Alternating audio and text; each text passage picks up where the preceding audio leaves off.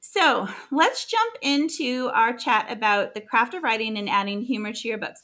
So, first of all, why would you say that it's important for an author to add humor into their writing? Well, I think there's a lot of reasons. I mean, one is, this is an example. Life is funny. Funny things happen every day. And I think if a writer doesn't put a little bit of humor, even if it's just light touches, it won't necessarily feel realistic. Even when things are very, very dark, funny things still happen. It can be dark humor.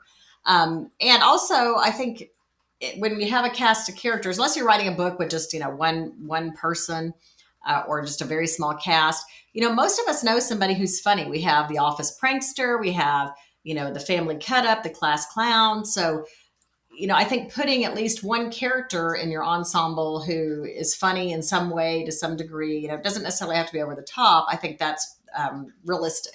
So I think to make a book more realistic, it needs some humor. Yeah, that's it. It's one of the archetypes, in fact. And we Yeah. all, probably within our lives, we all have surrounding us some of those core archetypes that we Mhm. then put into our fiction. And so, yeah, I agree that it's important to add that for sort of the realism. And then also, would you say that in terms of if you're, no matter what you're writing, because this YouTube channel and this podcast is for people who are writing whatever, not just necessarily mysteries.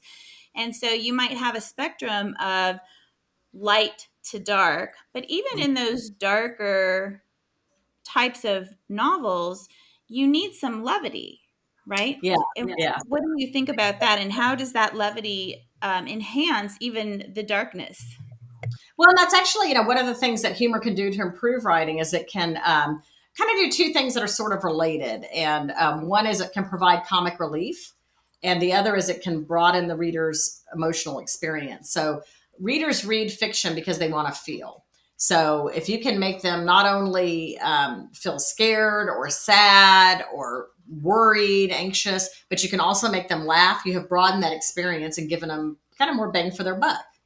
But then on kind of related thing, the comic relief. If you're writing a really, really dark thriller and you're just bombarding your reader with scene after scene of grisly, grisly stuff, at some point it's just going to overwhelm them. So the comic relief can kind of, provide them with sort of, breath. They can take a breath and kind of go, okay, this is kind of coming down for a minute, and then get back into the difficult stuff. But there's so many ways that humor can improve somebody's writing.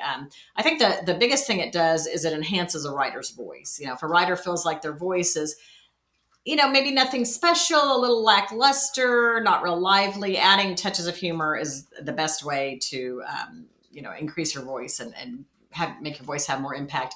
And I think a lot of times when we think of writers who are known for their voices, they tend to be funny writers. There's Janet Ivanovich, and everybody talks about how funny her books are. Carl Hyacin, he's hilarious. In the romance spectrum, we've got Susan Elizabeth Phillips. She's big on that. And Lawrence Kelter, a friend of ours, he writes a spin-off series of the My Cousin Vinny movies, and those are hilarious. Christy Craig, another friend of ours, she writes a Divorce Desperate and series, Divorce Desperate and Delicious, Divorce Desperate and Dating. And it's about women who are divorced and desperate. That's a negative thing, but they're coping, with that. But Christy's got a great voice too. She's known for her voice. Another thing that adding some humor can do is it can catch the attention of, depending on where you are in your career, catch the attention of a reader. When a reader goes into a bookstore, most of the books are not going to be over the top funny. Some of them might have touches of humor in them, but if they see a really funny book, it's going to stand out just because it's different. And it's the same with if you're not published yet and you're trying to catch the attention of an editor or an agent. If you add some humor to your work, it's going to get their attention. And I can say from personal experience, I judge in a lot of the Romance Writers of America chapter contests, and maybe 1 in 100 entries would have over the top humor. And I always enjoy those because I tend to like humorous stuff. And then maybe 3 in 100 would even have really much humor at all. So just by adding that humor, it made them stand out. And this is kind of an unrelated thing from novels, but years ago I was on a PTA back in Texas, and I was on a committee to pick a scholarship winner. We were giving away $500, to these kids. And one of the essays, most of the essays were really alike, and it was what advice would you give incoming freshmen? And so a lot of them just said, try different things, figure out who you are, don't put yourself in a box. You might, learn things about yourself. Well, this one girl basically said the exact same thing, but she said, don't just dive in, do a cannonball. And that's just a little touch of humor. I mean, it didn't make us laugh out loud, but I thought, oh, that's a clever and cute way to say that. And so it got our attention, and guess who got the scholarship? Yeah. So, some other things that humor can do, and this may seem counterintuitive, but can actually make you or your character seem clever, because humor is not easy to do. And we probably all know somebody who can just, have some kind of perspective on something. They're very perceptive, and they say something and it's just hilarious. And you're like, wow, I never thought about that.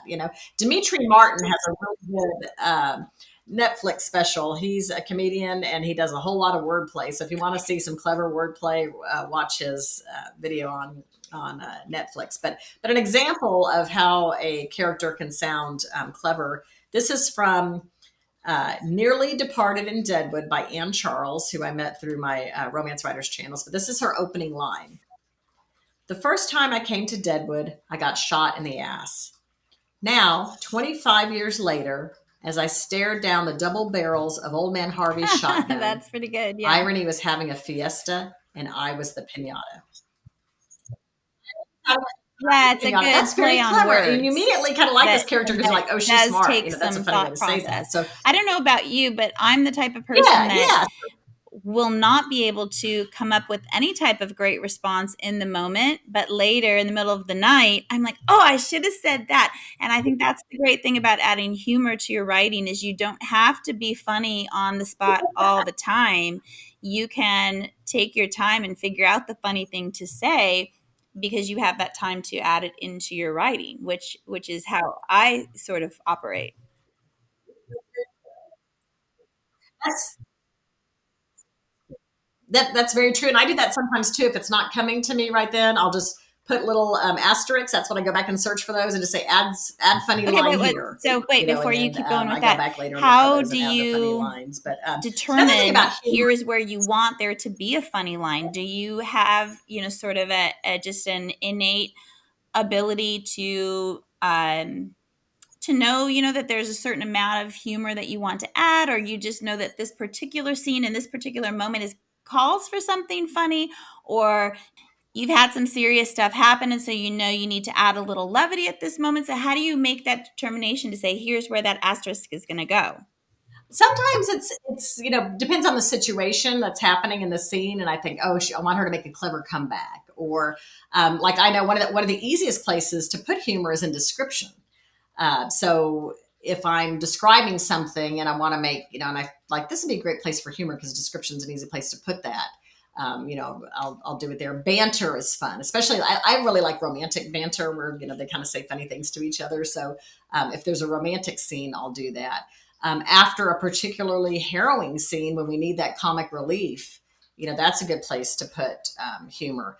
And also just doing humor often enough that it becomes a hook that readers, oh, they made me laugh once and I'm going to look for the next laugh. They'll keep reading. So it's good to do that.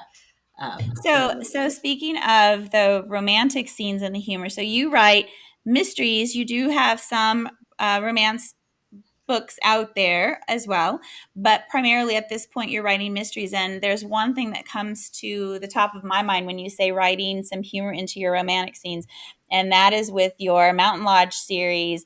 And there's a moment where the potential love interest, okay, my gosh, tell me their names again. Rocky and Misty. Okay. So there is a particular moment when your two main characters, so Misty, who owns the Mountain Lodge, and then Rocky is the handyman who is the person that she's kind of beguiled by a little bit.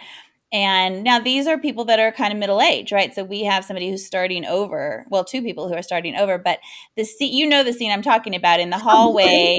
Yes. Okay. So describe that scene and why you chose to add the humor there. But it was laugh out loud funny because we could all picture it, I think.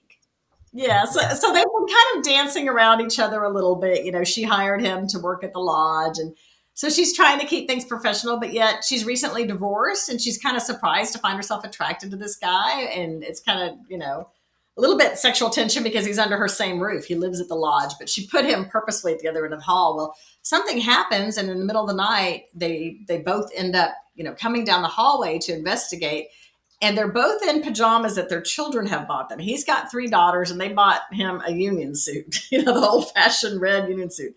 And she's thinking that is the least sexy thing he could be in. Definitely not what she would have envisioned him wearing.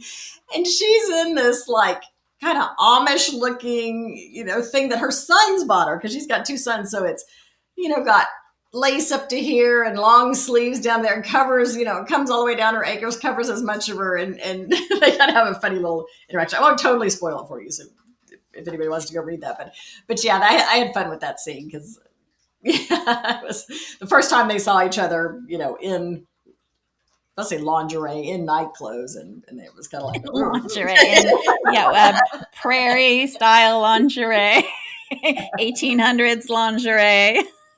That works. Yeah. You so you talk about description. So it was 2 things with that scene. So it was the setup of these 2 people who are, a bit attracted to each other and kind of going through this fresh start, right, in their romantic lives. And then, so that's sort of the setup, but then the unexpected description of what they're actually wearing, which is, like you said, the least sexy thing possible. And yet it works, right? So it's a twofold humor. Pow, yeah, pow. yeah. And in a way, the fact that she's all covered up, maybe is a little more of a, you didn't get to see it yet. Kind of maybe adds a little more Right. tension. Anticipation. Yeah. Some other things that humor does is I think it forces a writer to be fresh and entertaining, because jokes we've heard a million times are not funny. So when you're trying to write a funny scene or say something in a funny way, it forces you to think of a funny way to say it. Like, for instance, in one of my Death and Taxes books, I have a scene where my character, Tara Holloway, is going to go to a banquet with her boyfriend. He's getting an award. And she bought a dress on sale at Neiman Marcus, and it was after Easter. And she says something to the effect of, I got the dress on sale at an after Easter sale. Christ may have risen, but Neiman's lowered their prices. So I just play on words there with risen and lowered. And then she says, hallelujah. And then I also have her describe her partner. He's a black man who's pretty conservatively dressed. And she says he's more LL Bean than LL Cool J. So I love doing those little play on words like that. Those are kind of fun. But again, that's description. That's a real easy place to put that. The descriptions of the clothes and the Get Away with Murder, that scene, So knowing you personally, I know that humor is part of you. What advice do you have, or how would you recommend adding humor to somebody who maybe doesn't feel like humor is their go-to voice? Well, they can learn to write humorous just like we all learn how to write dialogue and setting and things like that. It is something that can be taught. I mean, definitely if somebody just naturally has a humorous voice, it's going to be coming out on the page automatically. I mean, that's what I found happened for me because I tend to be a little bit of a goofball. During my tax work, I had to behave myself, but I was always like, oh, I felt a little bit in costume sometimes at work. That imposter syndrome. I've never felt like an imposter as a writer, but I felt like an imposter when I had my suits on and was like behaving myself. I like wearing suits and being professional, but the behaving myself was the hard part. But yeah, it can be learned. And I read every book there was on the subject of humor before, as I was starting to write. And there's just one though that I would recommend, even though I've read all this, because most of them kind of talk around the subject of humor and how it's so subjective and how what one person finds funny, another person doesn't. But the Comic Toolbox by John Vorhaus, it's spelled V like Victor, Orhaus, is the best book you can get because he will tell you, here's how to be funny. Here's how to set up a joke. Here's techniques you can use. And I can Is go that a book for writers or just a book on comedy? For writers or for stand-up comedians, anyone that's trying to be funny. So it could be for speech writers, it could be for novel writers, article writers, anyone that's wants to use words to be funny. And another book, actually, I say that was the only book, but another good book is the 8 Characters of Comedy by Scott Sedita, Sedita. But really, you can get all of his information, kind of online. I hate to sell him short because I'm sure he wants to sell books, and you would get more information if you bought the book. So buy the book. Okay, so the 8 Characters of Comedy are: number one is the logical smart one. And probably all of you can think of somebody in a show who was the one that was kind of the straight man. Um, uh, Leonard on The Big Bang Theory. He was the one that was kind of, trying to keep everybody together, thought things through, didn't act, crazy or anything, and very intellectual. The lovable loser, Ross on Friends. He always kind of a sad sack. But he was still lovable, even that, like that. He The was my neurotic. favorite. He was my favorite. Yeah. You see, Love he's the lovable. lovable sad Yeah. sack. You kind of feel sorry for him, so you have this empathy, for him, and sympathy, and yeah, yeah. The neurotic. So, who would you say is the neurotic from Modern Family? Because I know you're a Modern Family fan. Who was the one that's like always like very intense and has to be the best and all Oh, that? the mother. The mother and Alex. Yeah, I think they both are. Claire and Alex. They are peas in a pod. The apple did Yeah, not fall far from the tree there. So both yeah. of them are very intense people. I mean, so they're Yeah. both good examples. And would you say, okay, for in that example with Claire, that often, so she's comedic in the sense that she's almost the straight man that the jokes bounce off of her, right? Because she is so straight laced or so controlling, or not straight laced, but controlling. And therefore she makes a good trampoline for those jokes, right? To bounce Yeah. back off of her. And she's trying so hard to keep her family together. I mean, there was times I just related to her so much. No one's listening. No one's doing what she said. And it's like, if they would just listen to mom, But then things turn out okay, and every once in a while she'd be like, okay, and just, cut loose too, and kind of, let things go. And I think she was happier when she did that. But, I think it was no coincidence that they made her a runner. She needed to go for those runs to get out all that tension that she had. But you also have the dumb one, Luke, their son, and even the dad to a little bit. They were a little alike. They're just sort of so happy-go-lucky, la-da-da. Life rolls off them, and nothing seems A little to. clueless. Yeah. Yeah, clueless. Yeah. So the dumb one, and then you can have a bitch or a bastard. Karen on Will and Grace. She was just snotty and mean, hilarious, but kind of snotty and mean. Jay Pritchett on Modern Family. He was kind of a bastard. He was not real nice to his family. Was very impatient and stuff. He loved them though. It was clear that he loved them, but he could be kind of a real jerk. And that Um, almost feels like that type of character is not so likable and almost going to the lowest common denominator of humor, in my yeah. opinion, right? I mean, if you're going sort of low and going sort of mean for the joke, that's not as creative. So to me, that's not what I prefer to see, right? It's like somebody in real life, you roasting somebody, going for the laugh, but unnecessarily mean, right? But what did his humor make you do? Like when he made fun of Mitchell, how did it make you feel about Mitchell? Yeah, more protective and liking Mitchell more. Right. Yeah. It gives you empathy. So that's a funny thing that mean humor can do. It can create empathy for the character who's the butt of the joke. And even self-deprecating humor. Like Ellen DeGeneres is so good at that. She does self-deprecating humor, and it's what makes her so lovable. She can laugh at herself. But it does two things. It can make the butt of the joke someone we have empathy for, but it can also create antipathy toward that person who's making fun of people. So that's another. If you want your readers to hate a character, make that character make fun of other people. If you want them to feel sympathy for a character, make that character the butt of a joke.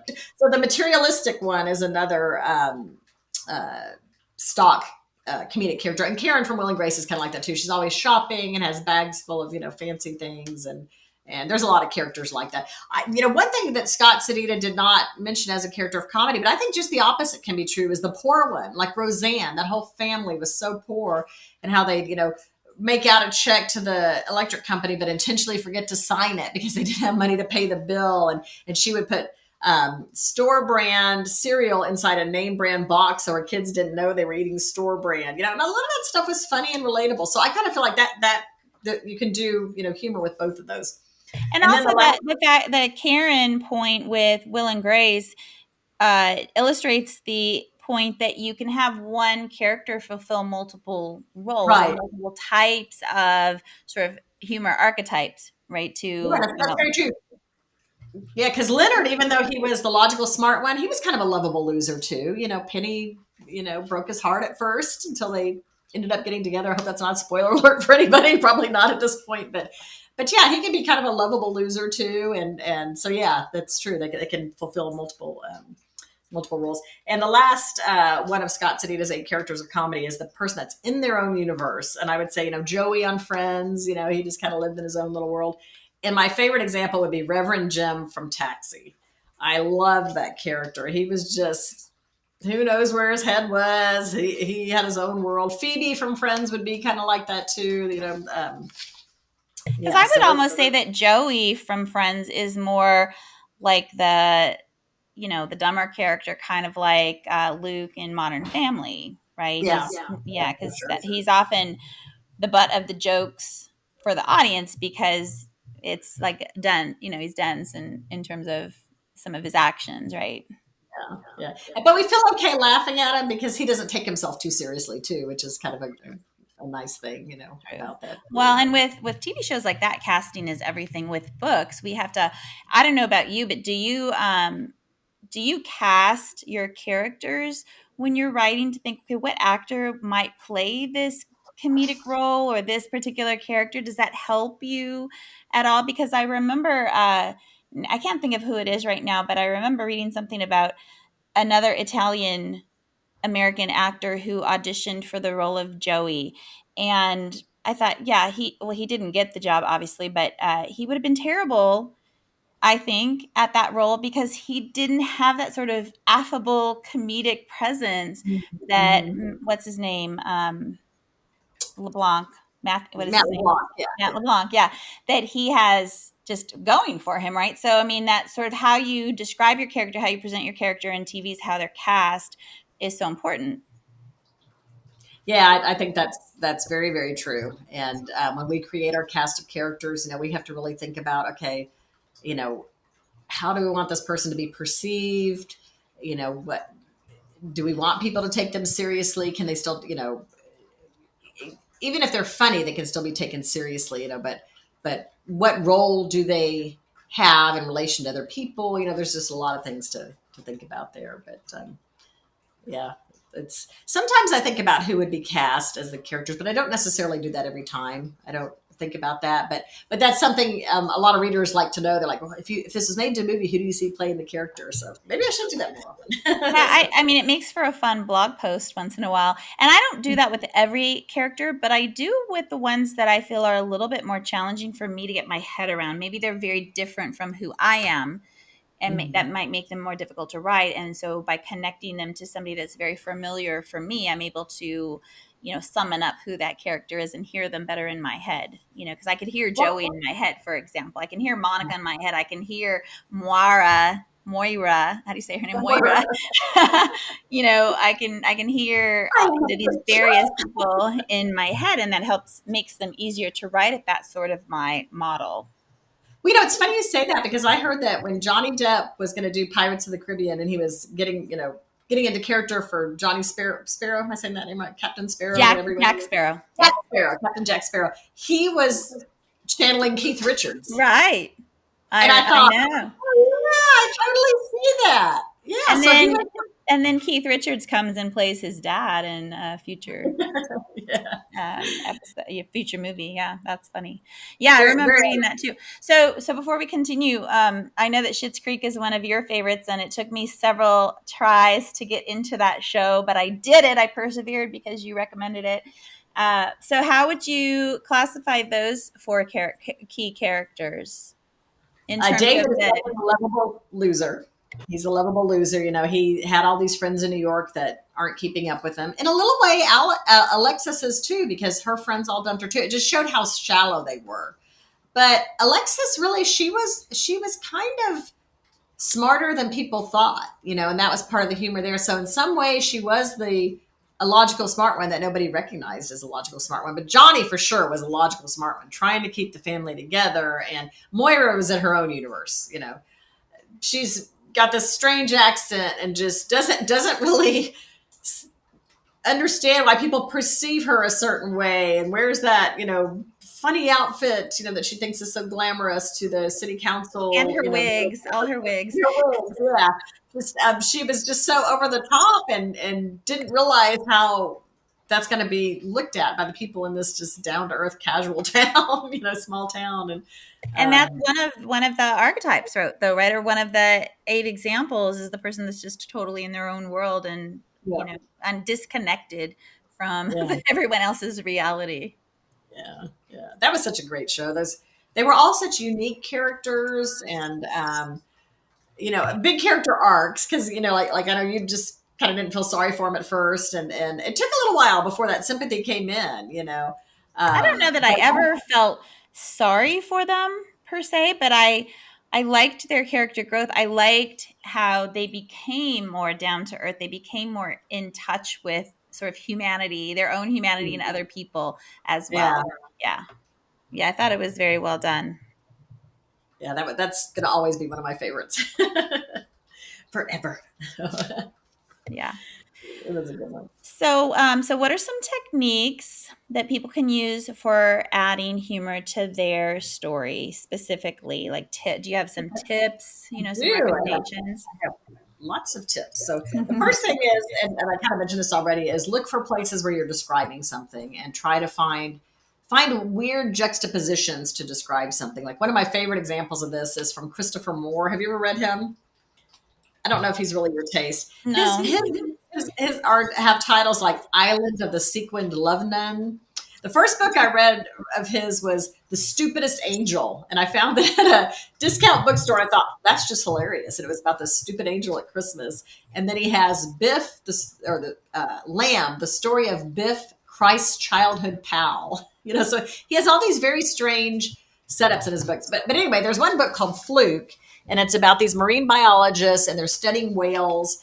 And he talks about the way that the whale song sounds, and he describes it as an ambulance driving through pudding. And I thought, okay, that is the weirdest description, but it's so apt. I mean, when you think of what would an ambulance sound like driving through pudding? It would be, I'm like, that is perfect. And then he has another book that stars a guy who owns a secondhand store, and his wife dies in childbirth. So he's got this baby and he's got her on one of those little packs on the front of him. And the guy's real nerdy. And he says, when he describes how that looks, he says, it's like my daughter was wearing a nerd for a parachute. And I thought that was really cute. He does So a lot of really does it make you wonder how long he had to think to come up with those very original metaphors, or is he just the type of person that it comes to him? And how about you? Does it just come to you? I know you said you well, put asterisks in yeah. at certain points, but are there times when just this greatly descriptive, perfect metaphor will come to you?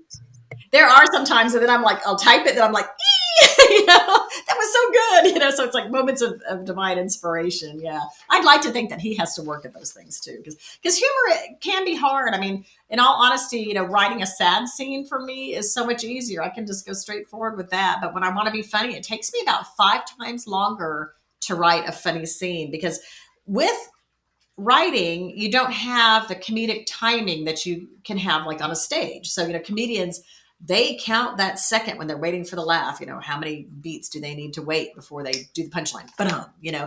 And when somebody is reading your work, you can't control that. So you really have to phrase things very carefully to almost force that comedic timing and to make sure it doesn't fall flat. So it can be harder. And Um, that's interesting because I don't know. Do you watch the Marvelous Mrs. Maisel and you've seen stand up comedy? Especially Robin Williams comes to mind, where they'll say a joke and then the laugh doesn't come, and they're like, okay, well that didn't work, or that was a bust, or whatever. So they recognize, and then I'm sure they tweak that, so they get the humor because of that self Self-deprecation. deprecation. Okay, thank you.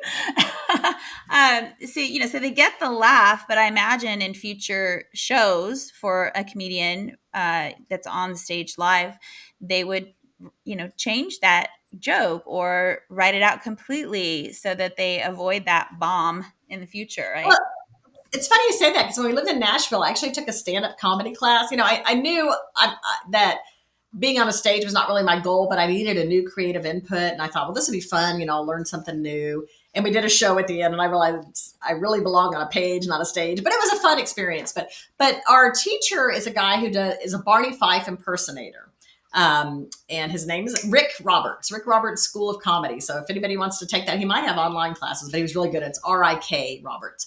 But he was talking about how that exact thing, how he had this joke about how he and his son, were brushing their teeth, and his son looked at him and said, "Oh, we look alike." And I can't even remember where the joke went, but he said he misspoke that joke one time. And he said, "I was brushing my teeth last week." And just that, everybody in the audience started laughing. But instead of saying last week when I was, one night when I was brushing my teeth, because that sort of implied that he only brushes his teeth once a week.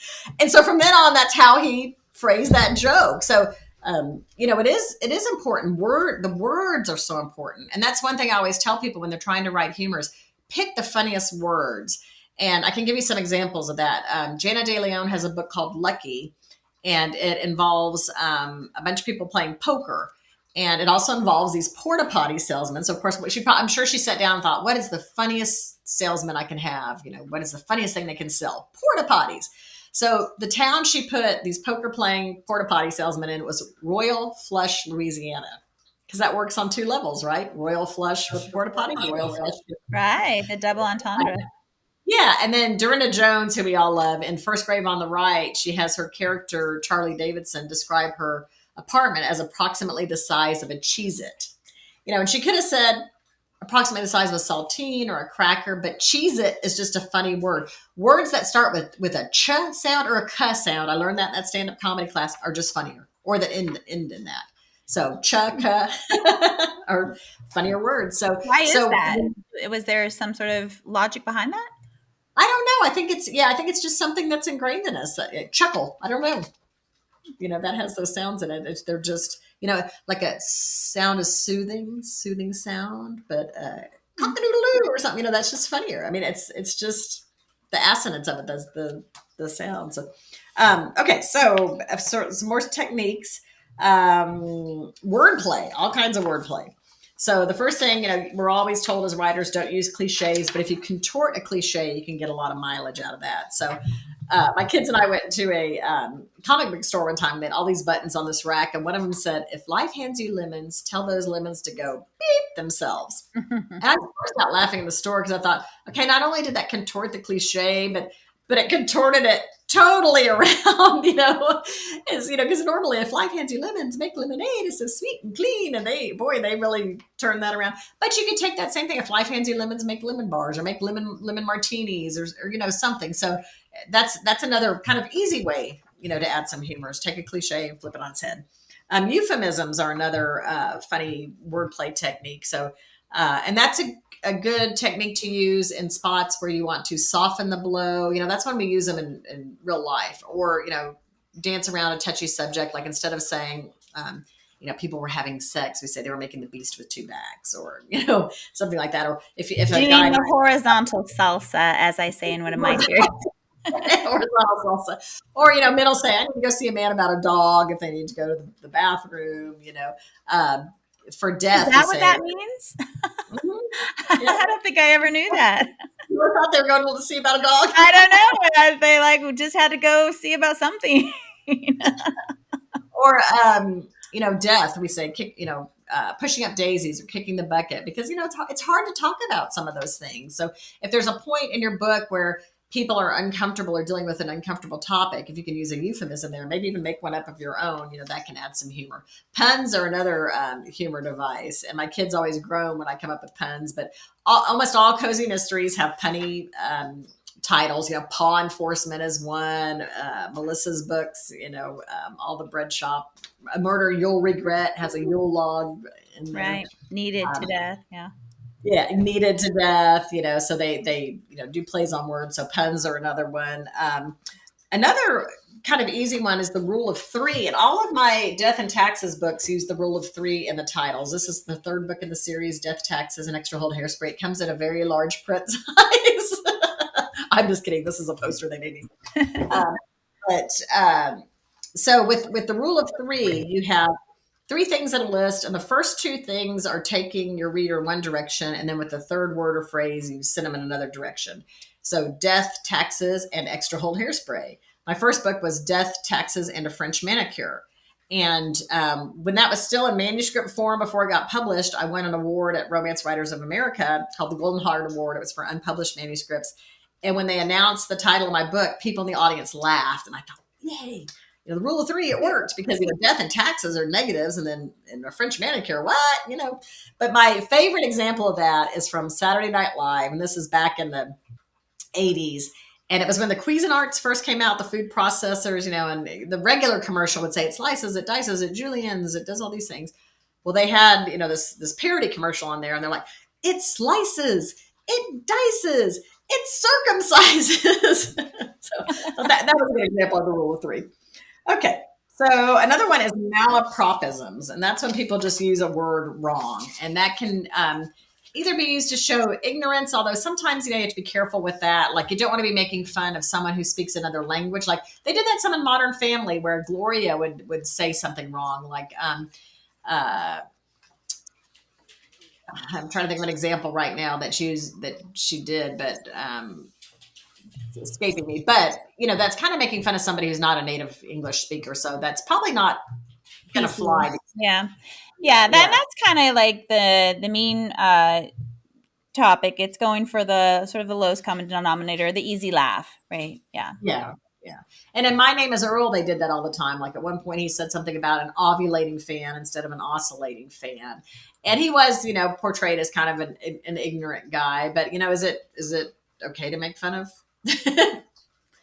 I think that's funny, but I also thought that show was pretty funny. yeah. I used to really like that show. Oh, I remember the Gloria one. It was, instead of ultimatums, she said old tomatoes. That was the example. I knew it would come to me. Yeah. My brain doesn't work as well as it used to.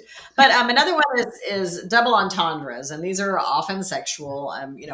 Michael from The Office was always saying, that's what she said, after somebody would say something. So you can have a double entendre, but it doesn't necessarily have to be sexual. But if you can find something that has kind of two ways to interpret it.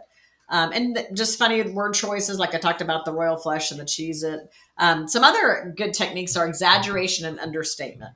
So with exaggeration, you can have an exaggeration in dialogue. Like, an example from that is, years ago, I used to work with this girl, and this was during college, and she'd gone for spring break with some friends to Florida. And while I worked, she was from a much wealthier family, but she was talking about how she and her friend were on this double wide float and how the current carried them out. And she said, we were halfway to Cuba. And I thought, that's hilarious the way she said this. So of course she wasn't halfway to Cuba, but just the exaggeration was funny. Southerners are particularly great at that sort of thing. Yeah. I have a friend in Texas, my good friend's husband, and I mean, he's masterful. I could never in a million years come up with the things that he says in just describing in his storytelling and the way he describes things, and those types of expressions that are so totally Southern. It's exaggeration. It's kind of a Southern voice kind of thing, but and you can also have like exaggerated characters too, like Monk, and all the guys from Big Bang, over the top nerdy. Monk was over the top OCD, although you find out his reasons for it are actually kind of sad, but it made him kind of a quirky, funny character. You can have about it that's true of, I don't know, maybe most of the sitcoms that are out there. You think of each character as a little bit exaggerated. So Monica is OCD to the extreme. Ross is a sad sack to the extreme. Joey is a little dense to the extreme. Phoebe is a little in the clouds to the extreme. I mean, they're all a little bit extreme in their, in how they're represented or presented. Yeah. And you can also have understatement with humor too. And a more classic example of that is Bob Newhart. He underreacted to things. He was such a straight man that he almost never had like much emotion at all. It's like, what was it going to take to rattle this guy, And so his underreaction and understatement can be a humor technique too. And I think the best example of this is from Monty Python and the Holy Grail, when they're going through the woods and there's that Black Knight who's none shall pass, and they get into a sword fight, and I can't even remember the name. I guess he's was it Arthur? He cuts off the knight's arm, and there's blood just gushing out of it. And so he thinks, of course, the fight's over because the knight's gushing blood. And he looks at it and says, "Oh, it's just a flesh wound." Then at the end, all chopped down, no limbs, and he's like, "I'll bite your ankles." That was so funny because just the understatement of, yeah, it's just a flesh wound. No, it's not. And for those of you too young to know Bob Newhart,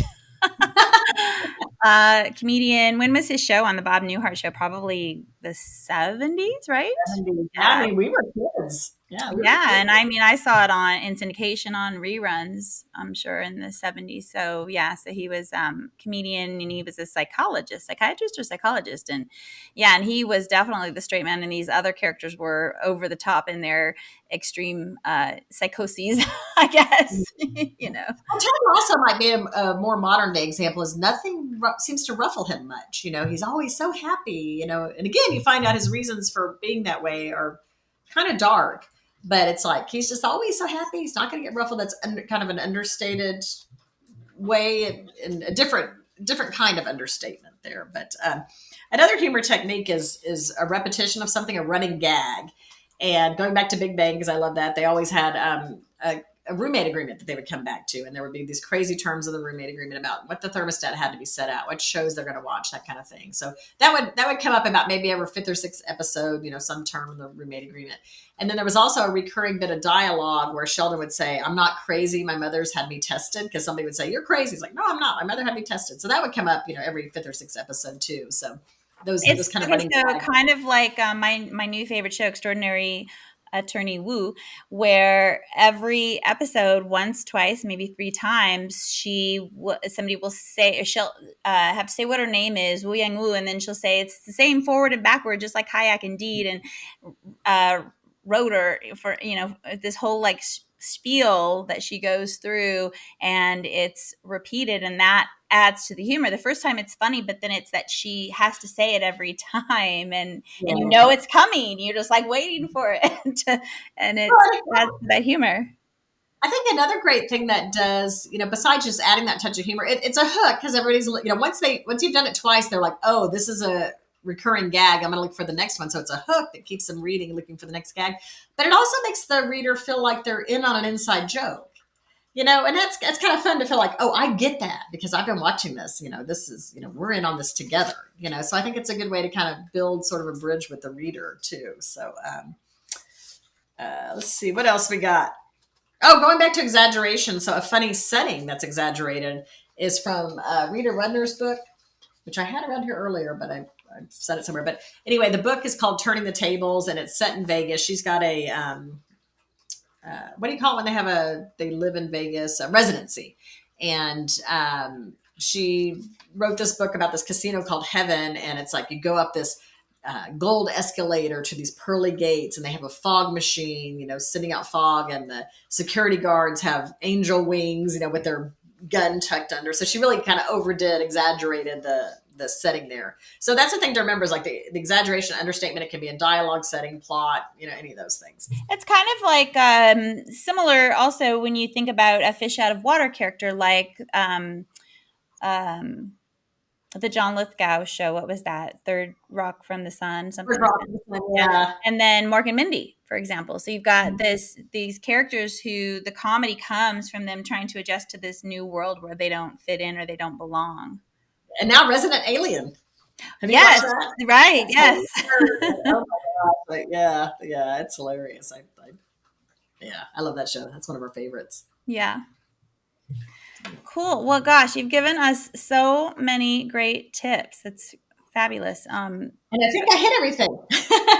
Good. So you guys, if you are not funny or you don't think you're funny, you can still add humor to your writing.